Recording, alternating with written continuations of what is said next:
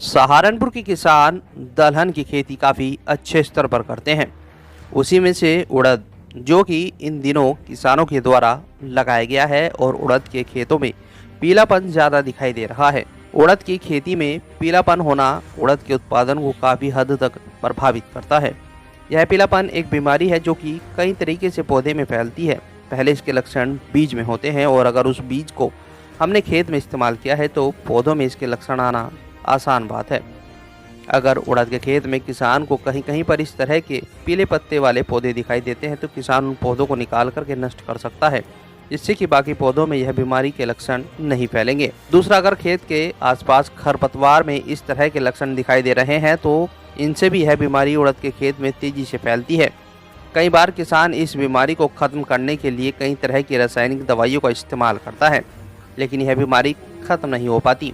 इस बीमारी को तेजी से बढ़ाने के लिए एक मक्खी भी उड़द के खेत में तेजी से फैलती है, जिसको सफ़ेद मक्खी के नाम से जाना जाता है। यह ऐसे पौधे का रस चूस कर दूसरे पौधों पर छोड़ती है और बीमारी तेजी से प्रसारित होती है।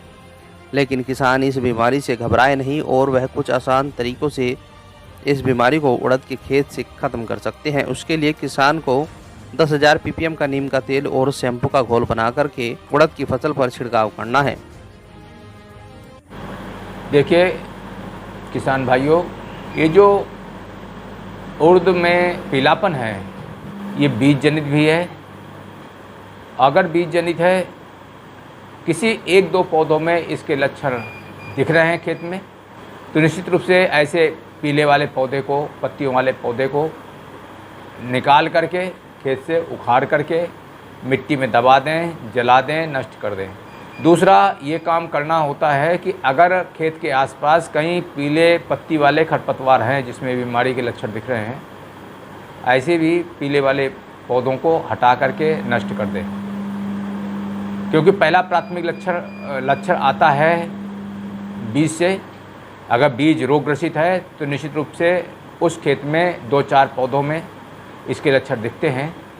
इसके बाद एक सफ़ेद मक्खी होती है, वाइट फ्लाई कहते हैं।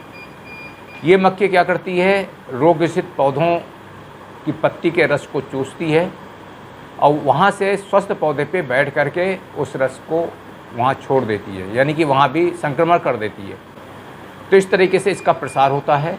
इसके रोकथाम के लिए जो नीम का तेल है बहुत ही कारगर है, क्योंकि बहुत से कीटनाशी रसायन हैं बार बार किसान डालता है, और ये वाइट फ्लाई है, बहुत से ऐसे कीटनाशी हैं जिनसे ये कीट मरता नहीं है।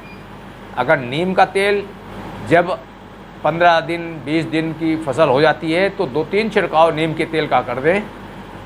10,000 ppm का जो नीम का तेल होगा तो उसमें 1 मिलीलीटर नीम का तेल प्रति लीटर पानी के हिसाब से, और उसमें शैम्पू मिला करके छिड़काव कर दें। पौधों की संख्या के हिसाब से अगर देखें तो 1 एकड़ में लगभग 200 लीटर पानी लगता है।